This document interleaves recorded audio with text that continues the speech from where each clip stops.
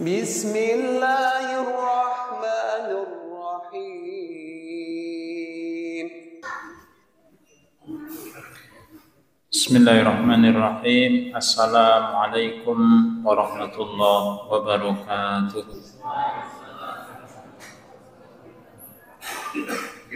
Alhamdulillahirabbil alamin wa bihi nasta'inu ala umuri dunya waddin wassalatu wassalamu ala asyrofil anbiya'i wal mursalin wa ala alihi wa ashabihi ajmain. Bapak Ibu yang Allah, silakan dibuka surat Hud ayat 29, ada di halaman 225.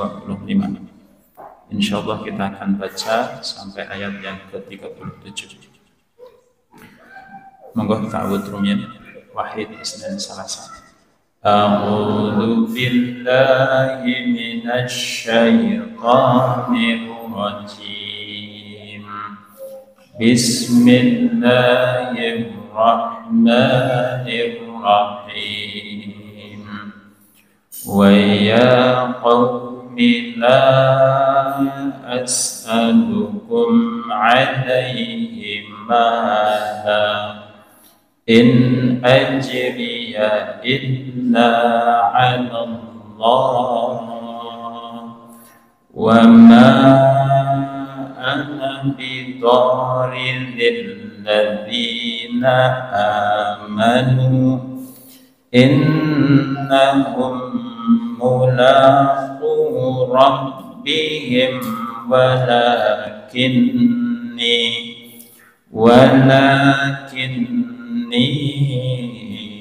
arakum qauman tajhalun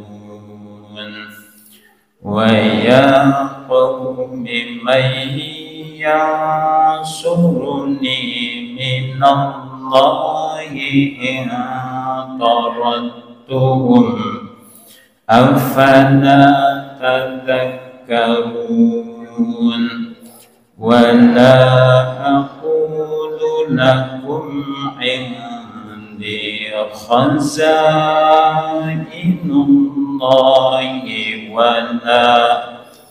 ولا أعلم الغيب ولا أقول إني ملك ولا أقول إني ملك ولا أقول للذين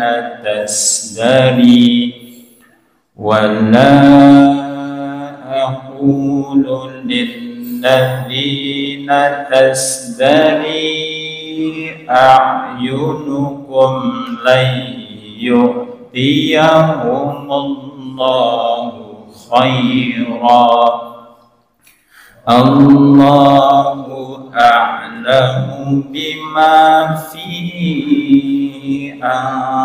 أنفسهم إني إذا لمن الظالمين قالوا يا نوح قد جادلتنا فأكثرت جدالنا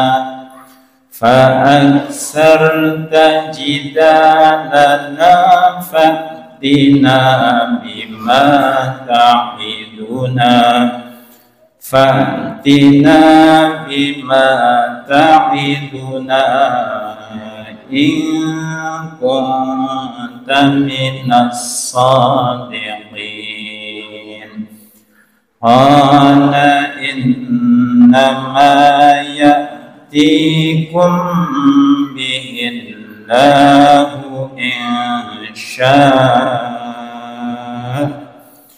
إن شاء وما أنتم بمعجزين ولا ينفعكم نصحي إن أردت أن أنصح لكم أن أنصح لكم إن كان الله يريد أن يغويكم هو ربكم وإليه ترجعون أم يقولون افتراه قل إن افتريته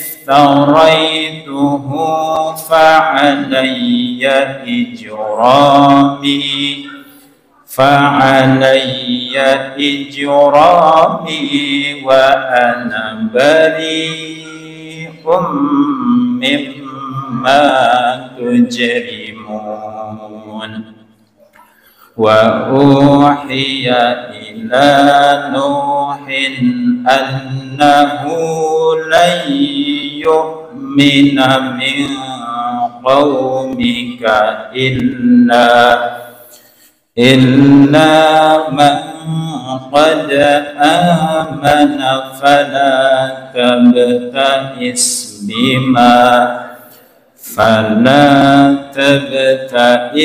بما كانوا يفعلون واصنع الفلك بأعيننا ووحينا ولا تخاطبني في الذين ظلموا إنهم مغرقون اللهم ارحمنا بالقرآن. Bapak Ibu rahimakumullah, bersyukur kita kepada Allah Subhanahu wa taala pada kesempatan malam hari ini kita kembali berkumpul untuk melanjutkan tadabbur terhadap surat Yusuf. Tadabbur Quran surat Yusuf. Dan kita sudah sampai di ayat yang ke-25. Kemarin Ustaz Saroni menyampaikan kepada kami, di sini ada bacaan di ayat 25, ada bacaan yang mungkin istilahnya agak asing di pengetahuannya Bapak dan Ibu, karena kalau kol-kola sudah biasa ya, kol-kola, matobi'i, majais gitu ya. Nah di sini ada bacaan namanya nabr. Di mana tempatnya?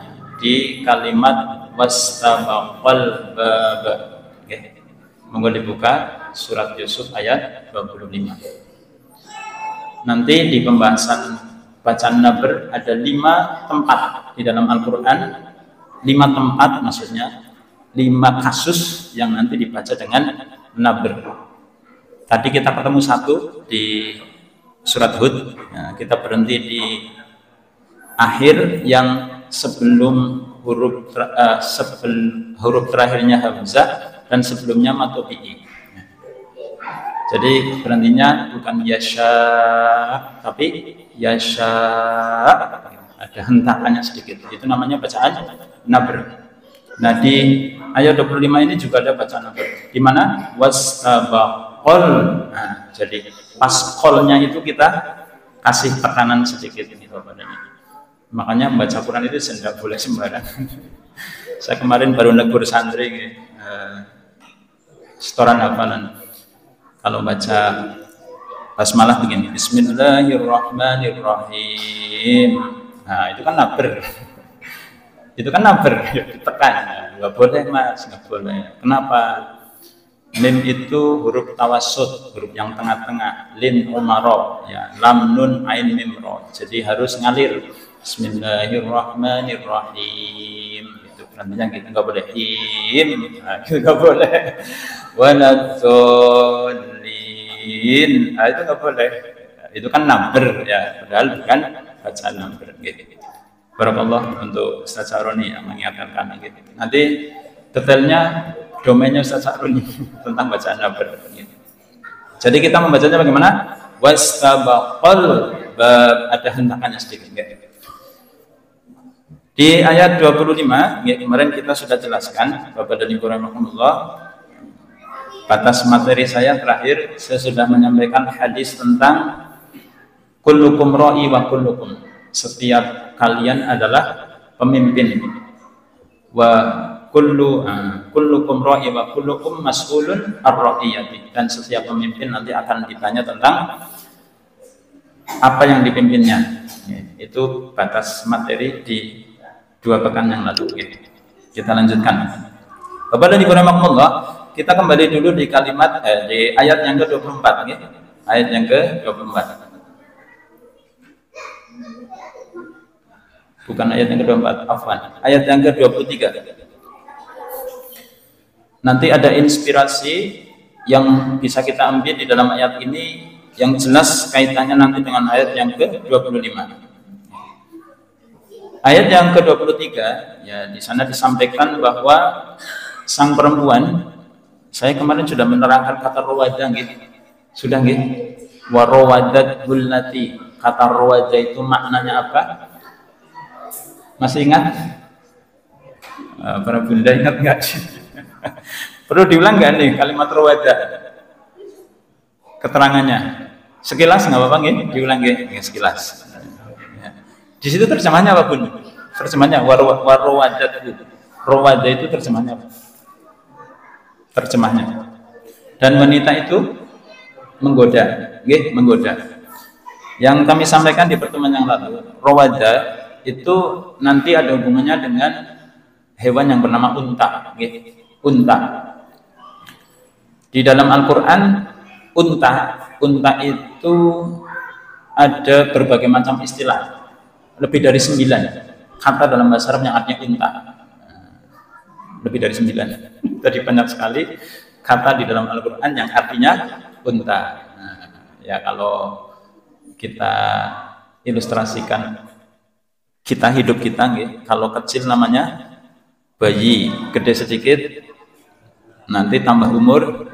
Nah, itu kan itu disederhanakan jadi namanya unta gitu kan. Unta kecil, unta, terjemahnya tetap unta. Unta. Bapak rahimakumullah, unta itu memang betul-betul binatang pengorbanan. Jadi dia dalam hidupnya dijadikan hewan tunggangan. Yang kedua, diambil dagingnya. Yang ketiga, di perjalanan di gurun pasir dia itu punya kantong air. Nah, ini ada hubungannya dengan kalimat rawadah. Jadi Bapak Ibu rahimakumullah, unta itu kalau minum ya tergantung kebutuhan minumnya. Jadi misalnya kalau minumnya tempatnya 10 liter ya dia akan minum 10 liter. Kantong air cadangannya itu tidak akan terisi kalau tidak disiasati. Maka supaya terisi, sang pemilik unta itu menggoyang-goyang air, ya, tempat airnya itu dibikin ombak-ombak gitu Bapak Ibu. Dibikin ombak-ombak sambil didendangkan sesuatu. Itu namanya rawadah. Maksudnya apa? Jadi untanya sebetulnya sudah tidak mau minum lagi, tapi dibikin supaya dia minum. Bahasa kita apa? Ya, iya lagi iris-iris kelaminnya anak-anak ada hitan, iya kan? Iya. Ya, kurang lebih seperti itu jadi dihipnotis. Aslinya tidak mau, tapi bagaimana caranya supaya dia menjadi mau. Nah, kata ini kenapa dipakai di dalam kasus si perempuan yang menggoda Nabi Yusuf? Karena aslinya Nabi Yusuf tidak mau. Aslinya nggak mau. Jelas yang pertama majikan, yang kedua ibu angkat, yang ketiga suami wanita ini jelas sudah memberikan hutang budi yang sangat banyak, jadi nggak ada rasa sama sekali. Nah, supaya mau bagaimana caranya? Maka Al-Quran menggunakan kata rawadah dan tidak didetailkan seperti apa wanita ini berusaha untuk menggoda Yusuf. Tapi berarti rencananya matang atau enggak Bapak Ibu? Mana yang menunjukkan rencananya matang? Ya, di situ ada kalimat wa qalat haytalak. Ya. Wa rawadathu allati huwa fi baitiha an nafsihi wa ghallaqatil abwaba wa qalat haytalak. Kalimat haita, Bapak Ibu, haita. Nah, kenapa kalimat adzan pakainya hayya 'alas shalah, bukan hayya 'alas shalah? Ada yang tahu? Enggak tahu, tapi tahunya kayak gitu saja. Itu kelebihan orang Indonesia, Bapak Ibu ya. Disampaikan oleh Gus Bah. Orang Indonesia itu hebat-hebat, hafal doa sholat dari takbiratul ihram sampai salam, nggih, sampai salam. Tidak salah satu huruf pun.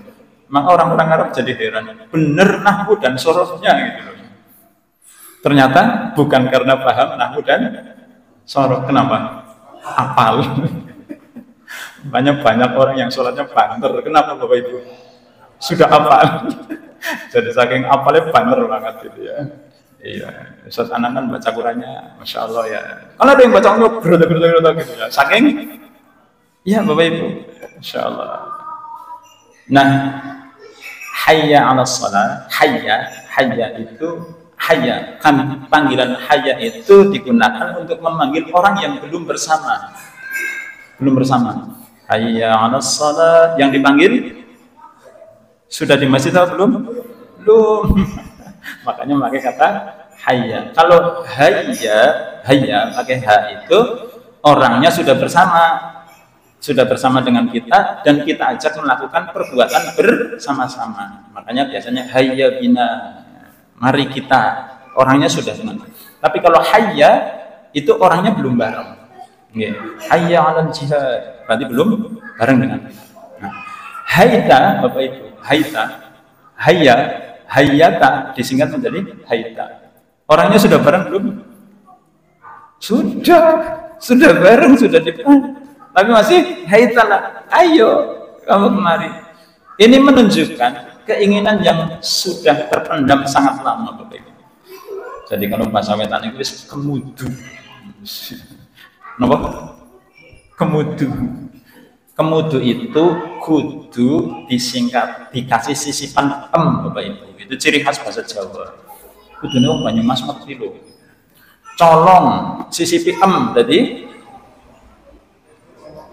cemolong, petene cemolong banget, maksudnya apa? Petene cemolong jadi pengen gitu. Jadi sisipan itu dalam bahasa Jawa salah satu fungsinya adalah menunjukkan iya, nggih betul dia punya colong jadi cemolong, apalagi contohnya? Iya. Nggih, balik sebentar Bapak Ibu, di situ ada kata waqallaqatil abwab. Balik sebentar waqallaq. Ada ghallaqa, ada ahlaqa. Saya buka kamus Al-Ma'ani nggih. Dua-duanya itu sama artinya. Ahlaqa, ghallaqa itu sama artinya, terjemahnya. Tapi sebetulnya berbeda. Jadi kalau ahlaqa Bapak Ibu itu menutup atau mengunci. Tapi kalau ghallaqa itu menutup dan mengunci. Menutup dan sudah ditutup, dikunci lagi. Abwab, pintunya banyak. Berarti rencananya sudah matang atau belum nih? Itu Bapak Ibu. Nanti kita lanjutkan lagi. Masya Allah. Jadi wanita ini sudah merencanakan keinginannya untuk diwujudkan itu dengan sangat matang. Inspirasi pertamanya Bapak Ibu, kalau untuk kejahatan saja direncanakan dengan matang, kenapa kita ketika melakukan kebaikan direncanakan bukan? Direncanakan bukan kebaikan-kebaikan yang kita lakukan, okay? Iya. Nanti bagaimana atau bagaimana nanti? Ngesuk kepriwe Ramadan ya Pak? Lah, ya kepriwe mengko kepriwe apa kepriwe mengko? Kalau mengko kepriwe berarti ada rencana enggak? Ada, tapi kepriwe mengko ya wis. Nggih. Kalah sama para pelaku kejahatan. Para pelaku kejahatan itu merencanakan kejahatannya. Nanti Bapak Ibu, yang saya kasih bocoran kemarin, bahkan wanita ini sudah memikirkan seandainya rencananya gagal. Sudah mikir Bapak Ibu. Mana buktinya? Ayo kita ke ayat yang ke-25. Ayat yang ke-25 nggih. Di situ kan disebutkan mereka berdua berlomba-lomba menuju pintu. Wa qaddat qamisahu min dubur. Kemudian si wanita ini merenggut gamis Yusuf dari dubur, nggih. Dubur itu kan belakang. Wa alfaya sayyidaha ladal bab. Begitu buka pintu, di depan pintu ada siapa? Ada si pemilik pintu. Suami si wanita tersebut. Maka si wanita ini berucap kepada suaminya, qalat ma jazaa'u man arada bi ahlika su'an illa ayyusjana aw adzabun alim. Mas, apa balasan buat orang yang aroda bi ahli, ingin berkehendak berbuat buruk kepada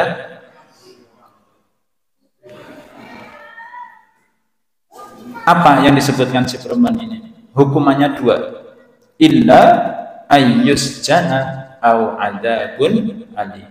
Pertama hukumannya apa Bapak Ibu? Di penjara. Yang kedua disiksa yang pedih. Kenapa bukan siksa dulu baru penjara? Mesti orang yang jawab. Nah, nanti kita terangkan. Okay. Ya, pelan-pelan. Ini menariknya kalau kita mengkaji Quran dengan ilmu, okay, dan mudah-mudahan Bapak Ibu, saya tadi sebelum di sini buka dulu, ya Allah. Rasulullah itu berdoa minta perlindungan dari ilmu yang tidak bermanfaat. Min ilmin la yang fa. Mudah-mudahan ilmu yang Bapak Ibu peroleh dari Masjid Utsman bin Affan ini menjadi ilmu yang bermanfaat, ya, baik buat yang menyampaikan ataupun yang mendengar. Amin ya rabbal alamin. Bapak rahmatullah. Tadi kami sampaikan bahwa si wanita ini ternyata juga sudah punya rencana. Seandainya rencana pertamanya gagal, maka dalam manajemen perencanaan kita mengenal skenario A dan skenario B dan skenario iya itu. Dalam dunia itu kalau serangan pertama gagal, maka komandan mengatakan kita lakukan rencana B. Rencana B gagal, ya Bapak. Jadi si wanita ini ternyata sudah merencanakan, menyiapkan rencana B pun. Apa buktinya? Ya, begitu pintu dibuka, jelas dia yang salah.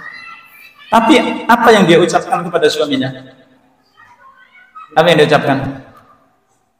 Mas, apa yang akan Anda lakukan kepada orang yang berkeinginan buruk terhadap keluarga, terhadap istrimu?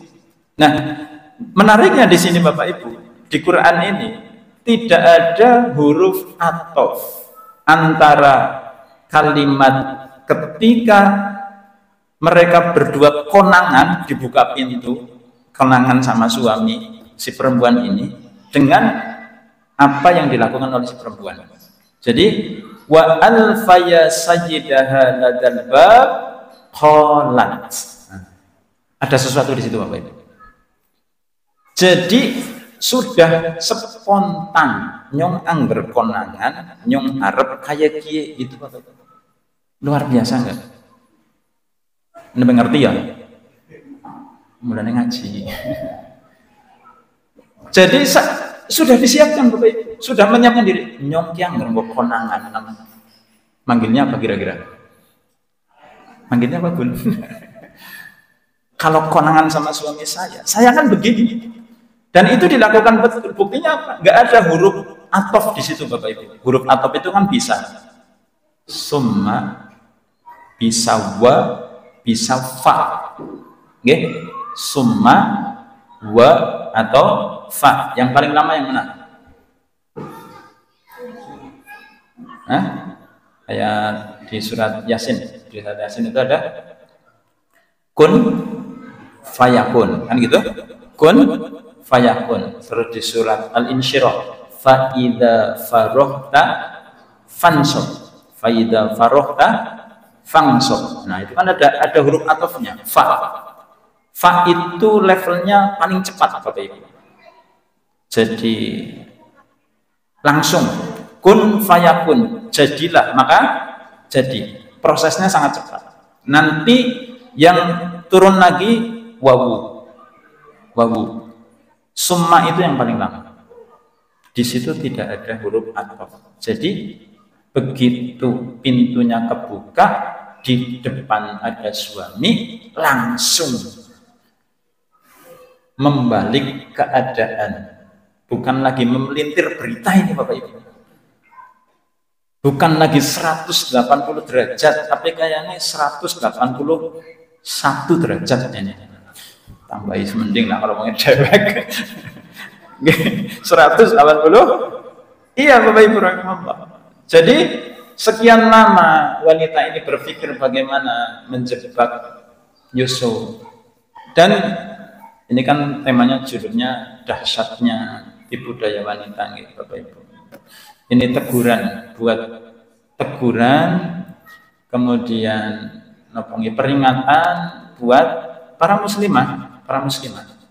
Oke. Karena nanti ada tema sendiri, Bapak Ibu, 14 sebab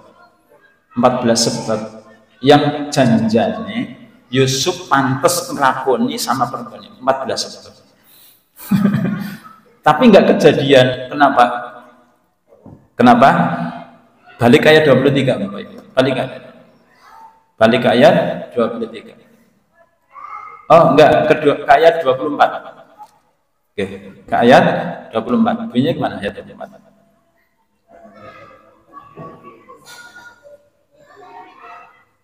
Ayat 24, nggih. Insyaallah.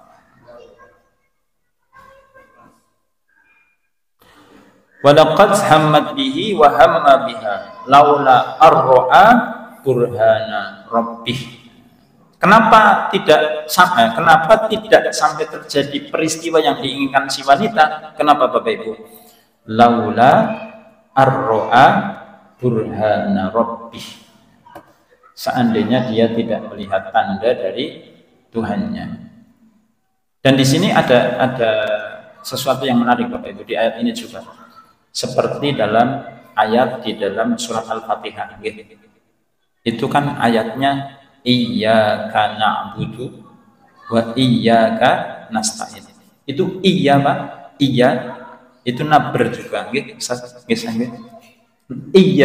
iya Bapak Ibu, itu bacanya gitu.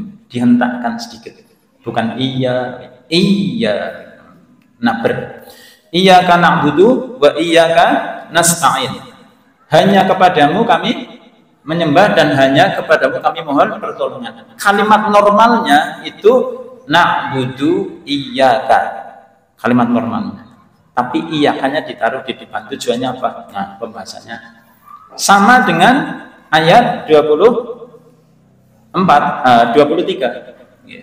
Walaqad hammat bihi wa hamma biha laula arra'a burhana rabbih. Jadi walaqad hammat bihi, dan sungguh wanita itu sudah punya keinginan terhadap Yusuf. Aslinya kalau bukan bahasa Quran, Bapak Ibu, aslinya laula arra'a burhana rabbih hamma biha, gitu aslinya. Tambah menarik apa tambah mumet? Mumet yang ngono yang ora iki. Maksudnya, Bapak Ibu, kalau tidak dapat petunjuk dari Allah, Yusuf juga punya keinginan gitu. Tapi hama-bihanya ditaruh di depan. Ada sesuatu di situ. Masya Allah. Maka di ujung ayat Allah berfirman, kadzalika linasrifa anhu su'a wal fahsya. Begitulah cara kami menghindarkan Yusuf dari keburukan dan kekejian. Insyaallah. Mudah-mudahan kita bisa berproses diri menuju ujung ayat ini Bapak Ibu, innahu min ibadina mukhlasin, menjadi hamba-hamba yang mukhlasin apa mukhlisin? Sudah dibahas kan bedanya mukhlisin sama mukhlasin? Oke, alhamdulillah. Nah, Bapak Ibu rahimakumullah, ini saya sampaikan tadi, kita ulangi, teguran buat para muslimah karena mereka punya potensi itu. Laki-laki sekuat apapun imannya bisa runtuh. Tapi Nabi Yusuf langsung menjawab, qala ma'adallah. Qala ma'adallah di ayat 23. Karenanya Bapak Ibu, pahalanya besar. Sebagaimana hadis nggih, hadis dari Abu Hurairah, qala Rasulullah sallallahu alaihi wasallam, sab'atun yudhilluhumullahu yaumal qiyamati fi dhillahi yauma la dhilla illa dhilluh. Ada 7 golongan yang akan mendapatkan naungan dari Allah di hari di mana tidak ada naungan kecuali naungan dari Allah. Siapa saja Bapak Ibu? Kita sebutkan satu persatu cepat supaya begini Bapak Ibu, supaya begini. Kayaknya kalau 7-7-nya tidak mungkin gitu. Maka usahakan menjadi salah satu dari 7 maksud saya. Iya, karena kelihatannya Bapak Ibu, kalau panjenengan ini bapak-bapak wajah-wajahnya ini ya menurut saya, kalau diuji seperti ujiannya Nabi Yusuf, kira-kira lulus nggak? Jangan tinggal kan, jujur sekali pun, jangan sih, berat Bapak Ibu. Ujiannya berat sekali, ujiannya menimpa. Makanya pahalanya tidak main-main, mendapatkan naungan dari Allah di mana hari itu tidak ada naungan kecuali naungan dari Allah. Pahalanya nggak main-main. Yang pertama yang mendapatkan Bapak Ibu, imamun adilun, pemimpin yang adil. Pemimpin itu kan bisa dalam berbagai perspektif yang kemarin kita sampaikan, kullukum ra'i wa kullukum mas'ulun ar-ra'iyati. Kemudian yang kedua, wasyabun nasya'a fi ibadatillah, pemuda yang senantiasa tunduk beribadah kepada Allah. Kemudian wa rajulun dzakarallaha fi khala'i fafadat ainahu, laki-laki yang mengingat Allah di dalam kesunyian sampai meneteskan air mata. Ini juga bukan perkara mudah Bapak Ibu. Ternyata gitu. Maksudnya begini, di satu sisi surga itu bisa ditukar hanya dengan air mata, betul? Ya kan? Tapi sisi lain ada orang yang sulit menangis. Kenapa? Kenapa? Bapak-bapak kenapa sulit menangis? Yang pertama, ini bisa salah bisa benar ya. Yang pertama betul Ustaz. Yang pertama malu, gengsi. Iya. Yang kedua, naudzubillah min dzalik, hatinya keras. Nah, next yang pertama saya nyoman dan Allah gede nangis gitu kan ya, cemen banget. Jangan begitulah Bapak Ibu. Kita kenal siapa? Sayyidina Umar bin Khattab, badannya gede, besar. Kalau naik keledai itu kakinya kelamrek-kelamrek. Iya, kakinya itu sampai kalau naik keledai berarti salah satu hari beliau dikomplain, diinterupsi oleh rakyatnya karena mau khutbah, kemudian sebentar Amirul Mukminin, kita mau interupsi dulu nih, mau tanya dulu nih. Ini ada, bukan apa-apa. Kita dengarkan azan dulu. Aku lupa lihat dan astaghfiruh, innahu huwal ghafurur rahim. Alhamdulillah wassalatu wassalamu ala Rasulillah wa ala alihi wa ashabihi wa mawala. Satu ketika Sayyidina Umar hendak berkhutbah, Bapak Ibu, khutbah itu kan tidak hanya pada waktu Jumat nih, mengumumkan sesuatu, menyampaikan sesuatu kepada rakyatnya. Ada salah satu hadirin yang bertanya, sebentar hadirin, kami mau interupsi dulu nih, nanya dulu, konfirmasi. Waktu itu terjadi pembagian kain, seluruh laki-laki dapat satu bagian, seluruh laki-laki jatahnya satu lembar. Sayyidina Umar pakai berapa? Dua. Ditanya, itu jenengan kain yang satu itu gimana ceritanya bisa jenengan pakai gitu. Itu kira-kira lagi pidato kenegaraan itu digitukan gimana Bapak? Gimana insyaallah. Nah, terus anak beliau Abdullah bin Umar jawab, oh ya, itu kain bagian saya. Jadi kain bagiannya Abdullah bin Umar diberikan kepada bapaknya. Kenapa pakai dua? Karena pakai satu nggak cukup. Berarti kan gede dubur gitu, nggih? Iya, tinggi besar. Itu Bapak Ibu rahimahullah disebutkan di dalam sirah. Dari mata beliau sampai ke sini itu ada gurat hitam karena sering menangis. Nah, dheweke karo Sayyidina Umar apa nih aja? Sayyidina Umar itu kalau jalan papasan sama orang kira-kira kesenggolan sing kesenggol ya anggar jejer kalen kaya langsung kejolong gitu loh. Iya, kalau kita tabrakan sing kejolong siapa? Iya, mau nangis kok esi bilang isin mau larane ora napa maco ya. Enggak Bapak Ibu. Coba Bapak Ibu baca sirah perang Badar itu kan kaum muslimin dapat banyak tawanan gitu. Dapat banyak tawanan. Nanti kan ada diskusi antara Rasulullah, Sayyidina Abu Bakar dan Sayyidina Umar. Rasulullah dan Sayyidina Abu Bakar itu orangnya lembut, sehingga mereka itu idenya tawanan ini biar ditebus saja, nanti sebaiknya suruh ngajar. Sayyidina Umar apa tawanannya suruh diapain? Itu diabadikan di surat Al-Anfal Bapak Ibu. Bunuh saja ya Rasul, belum jelas agama kita menang. Kalau diampuni dikasih tebusan, nanti itu akan bisa berakibat buruk kepada kita. Nggih. Besoknya Bapak Ibu, Rasulullah menangis dengan Sayyidina Abu Bakar. Duh, orang-orang mulia di agama kita itu biasa nangis loh. Nah kita urusan nangis saja, gengsi kok. Nggih, iya.